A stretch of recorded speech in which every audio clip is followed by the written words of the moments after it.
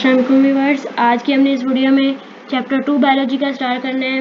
9th class का आपकी book का चैप्टर, उसका नाम है जी सॉल्विंग आ बायोलॉजिकल प्रॉब्लम। इससे पहले हमने चैप्टर 1 पढ़ा था। उस चैप्टर में हमने जो कुछ भी पढ़ा था वो आपको रिवाइज़ करना होगा, क्योंकि ह्यूमन साइकोलॉजी ये प्रूव करती है कि अगर रिवाइज़ ना किया जाए लेसन तो वो भूल जाता है। दिमाग को ज़रूरत होती है उसकी जो परमानेंट मेमोरी होती है उसके अंदर ले जाने की। अब हम पढ़ते हैं सॉल्विंग अ बायोलॉजिकल प्रॉब्लम कि एक बायोलॉजिकल प्रॉब्लम को कैसे सॉल्व किया जाता है। अगर कोई बीमारी आती है किसी एरिया पे तो उसे सॉल्व कैसे किया जाता है। बायोलॉजिस्ट को क्या करना पड़ता है कि वो बायोलॉजिकल प्रॉब्लम सॉल्व हो जाती है। अब बायोलॉजिकल प्रॉब्लम उस प्रॉब्लम को कहते हैं, उस मसले को कहते हैं जो लिविंग के साथ होता है।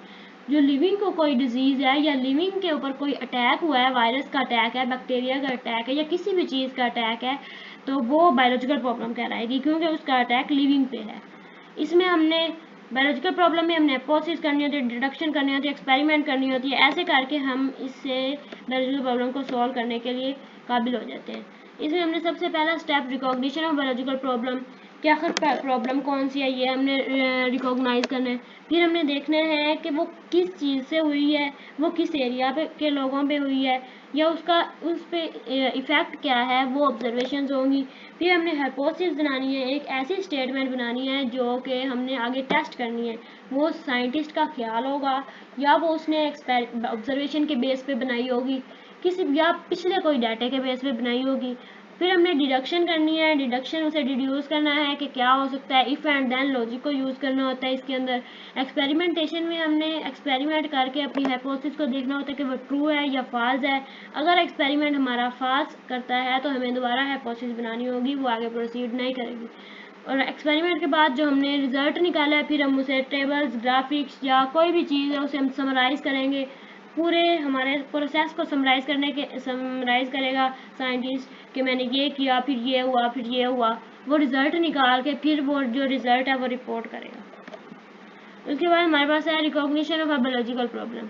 बायोलॉजिकल प्रॉब्लम कौन सी है ये मैं आपको बता चुकी हूँ कि वो जो बायोलॉजिकल प्रॉब्लम का जो क्वेश्चन है वो बायोलॉजिस्ट के माइंड में खुद भी आ सकता है, उसे कोई कह भी सकता है या पिछले नॉलेज से भी आ सकता है, क्योंकि वो इस एरिया में रहता है। जो बायोलॉजिस्ट है उसने हर बायोलॉजिकल चीज़ को देखना है, उसने हर चीज़ को देखना है। वो बायोलॉजिकल प्रॉब्लम को देखेगा और उसे सॉल्व करने की कोशिश करेगा। फिर वो ऑब्जर्वेशन बनाएगा। जो ऑब्जर्वेशन हैं वो 5 सेंसेस, हमारी 5 सेंसेस हैं, hearing, smell, taste, touch, vision. इन 5 सेंसेस को वो यूज़ करते हुए ऑब्जर्वेशंस बनाएगा कि वो क्या देखेगा। वो उसे स्मेल करेगा और फिर उसे अगर वो हार्मफुल नहीं है तो उसे टेस्ट भी करेगा, टच करेगा। अगर कोई मच्छरों की जैसे बीमारी थी वो अगर है तो उसे वो हेयर भी कर सकता है कि आखिर क्या करते हैं वो। फिर जो ऑब्जर्वेशन होती हैं वो 2 टाइप्स की होती हैं, क्वालिटेटिव और क्वांटिटेटिव ऑब्जर्वेशंस। ये एक बहुत इंपॉर्टेंट शॉर्ट क्वेश्चन है, ये हमने याद करना है। क्वालिटेटिव ऑब्जर्वेशंस वो ऑब्जर्वेशंस होती हैं जो जिसमें सिर्फ क्वालिटी डिस्कस की जाती है, सिर्फ क्वालिटी कि वो क्या चीज़ है। और क्वांटिटी जिसमें हमने पूरी एक मेजर्ड क्वांटिटी ऐसा यूनिट्स को यूज़ करते हुए हमने डिस्क्राइब कर दें कि इसके अंदर ये है और इतना इतना है। हमारे पास उन्होंने बताया जी freezing point of water is colder than boiling point. जो फ्रीजिंग पॉइंट वाटर का है वो बॉइलिंग पॉइंट से कम है। जो ये सिर्फ उन्होंने ये बताया, आगे उन्होंने कुछ बताया था यानी कि कितना कम है। और क्वांटिटी में उन्होंने भी बता दिया है कि जो फ्रीजिंग पॉइंट है वो 0 डिग्री है और जो बॉइलिंग पॉइंट है वो 100 डिग्री है। और litre of water is heavier than litre of ethanol. अब जो वाटर का लीटर है और एथनॉल का लीटर है वो दोनों कम है। वाटर का है जो हैवियर है और एथनॉल का है वो कम है वेट में। आगे उन्होंने हमें क्वांटिटेटिव ऑब्जर्वेशन में हमें उन्होंने बता दिया कि उसका 100 ग्राम पे लीटर है और इसका 789 ग्राम पे लीटर है। अब उसने जो आगे बनानी है हाइपोथेसिस जो है वो साइंटिफिक में एक ऑर्गेनाइज्ड क्वेश्चन है, उसको हम एक ऑर्गेनाइज्ड क्वेश्चन कह सकते हैं बायोलॉजिकल प्रॉब्लम से रिलेटेड। वो जो एक्सप्लेनेशन टेंटेटिव एक्सप्लेनेशन बनाएगा उसे हम हाइपोथेसिस कहेंगे। हाइपोथेसिस के अंदर ये कैरेक्टरिस्टिक्स होनी चाहिए। हमें ये जो शॉर्ट क्वेश्चन के हवाले से बहुत इंपॉर्टेंट है कैरेक्टरिस्टिक ऑफ हाइपोथेसिस, वो जो है सिंपल और जनरल स्टेटमेंट होनी चाहिए। उनका शुड बी आज जनरल स्टेटमेंट, एक जनरल स्टेटमेंट होनी चाहिए, टेंटेटिव आइडिया होना चाहिए। वो पिछली जो ऑब्जर्वेशंस बनाई जा सके, ये नहीं है कि वो ऑब्जर्वेशन में कुछ और कहे कि मैं ये देखता हूँ, और जब उसको ऑब्जर्वेशंस को एक्सप्लेन करना ही हाइपोथेसिस है, और जब वो हाइपोथेसिस बनाए तो वो कुछ और कहे। ये उसकी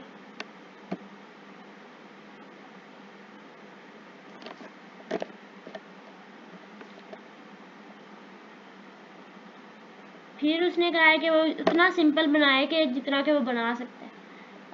उसने जो हाइपोथेसिस बनाई है वो सिंपल होनी चाहिए, ताकि उसे कोई और साइंटिस्ट भी अगर टेस्ट करता है तो वो रिजेक्ट की जा सके, डिसप्रूव की जा सके। तो उसने उसके अंदर क्रिटिकल थिंकिंग, हाइपोथेसिस फॉर्मुलेशन में उसने क्रिटिकल थिंकिंग बायोलॉजिस्ट ने करनी होती है, और वो रीजनिंग के साथ हाइपोथेसिस बनाता है। अब डिडक्शन में हमने ये करना होता है कि जो हमने हाइपोथेसिस के एक्सपेरिमेंट निकाल लिया है, हमने हाइपोथेसिस की है, हमें जो उसका रिजल्ट मिला है उसको हमने डिड्यूस करना है, मतलब उसको हमने लाइन की फॉर्म में लिखना है। वो लाइन की फॉर्म में हमने जब लिखना है तो उसमें इफ़ एंड देन लॉजिक को यूज़ करना है कि मैं अगर ये होता तो ये है। अब एक्सपेरिमेंट करेंगे। एक्सपेरिमेंट जो उसने हाइपोथेसिस के बाद डिडक्शन की है, डिडक्शन में जो उसने एक्सप्लेनेशन दी है उसको वो एक्सपेरिमेंट के ज़रिए टेस्ट करेगा कि आखिर वो ठीक है या नहीं है। उसके लिए वो लैब में जाएगा, लैब में वो डिफरेंट चीज़ों को यूज़ करते हुए, डिफरेंट इंस्ट्रूमेंट्स को यूज़ करते हुए, डिफरेंट टेक्निक्स को यूज़ करते हुए वो एक्सपेरिमेंट करेगा। एक्सपेरिमेंट करके फिर उसने रिज़ल्ट बनाना है। रिज़ल्ट अब वो समराइज़ करेगा, सारे रिज़ल्ट को फॉर्म में लाएगा ताकि वो लोगों को बता सके, दूसरे साइंटिस्ट को साइंस की दुनिया में एक नया इनकलाब ला सके कि मैं ये दरियाफ्त की है। किसी चीज़ की भी दरियाफ्त आसान काम नहीं है।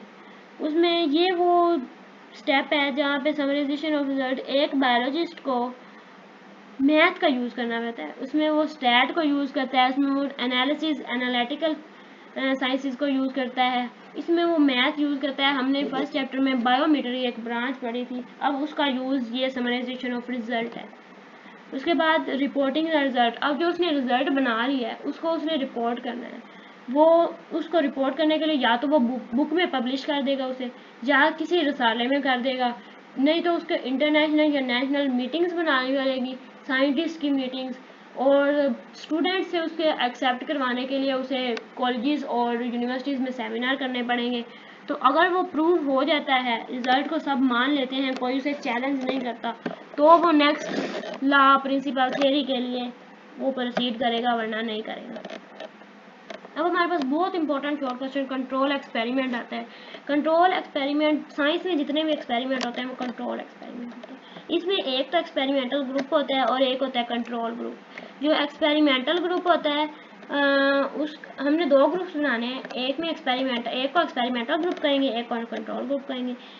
एक अब उन्होंने एग्जांपल दिया है कि हमने कार्बन डाइऑक्साइड की कितनी ज़रूरत है एक पौधे को, वो हमने टेस्ट करना है। तो हमने दो पौधे लेने हैं, एक पौधे को हमने फ्रीली कार्बन डाइऑक्साइड सप्लाई करनी है, वो हमारा कंट्रोल ग्रुप है, और एक को हमने कार्बन डाइऑक्साइड सप्लाई नहीं करनी, वो एक्सपेरिमेंटल ग्रुप हो जाएगा। इससे हमें जो फ्रीली अवेलेबल कार्बन डाइऑक्साइड है उससे प्लांट पे क्या इफेक्ट हुआ है वो हमें पता चलेगा कंट्रोल ग्रुप से, और जो हमें कार्बन डाइऑक्साइड दी नहीं उससे प्लांट पे क्या इफेक्ट हुआ है वो हमें एक्सपेरिमेंटल ग्रुप से पता चलेगा। तो ऐसे ही हमारी सोल्व हो जाएगी बायोलॉजिकल प्रॉब्लम, हमारा एक्सपेरिमेंट पूरा हो जाएगा।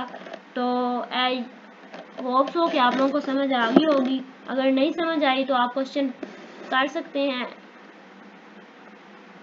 आप लोग क्वेश्चन कर सकते हैं कमेंट में, और लाइक और सब्सक्राइब करना मत भूलिएगा ताकि आपको लोगों को मेरी वीडियोस मिलती रहे। अल्लाह हाफिज़।